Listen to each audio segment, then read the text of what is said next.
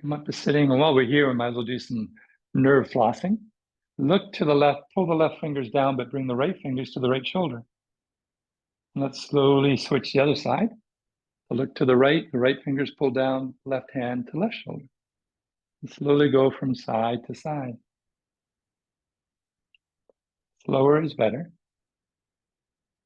This helps to mobilize the nerves through the neck, the shoulder, and the arms, the wrists.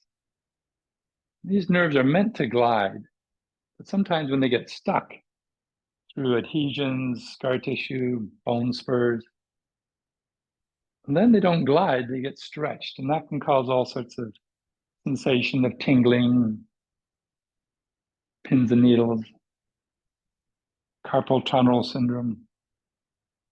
So by gliding the nerves, you can help to dissolve away these impingements. At least that's the theory. We're not exactly sure how that works. Some scientists believe that the nerves actually secrete little enzymes that can dissolve away scar tissue and bone spurs. And back to the center.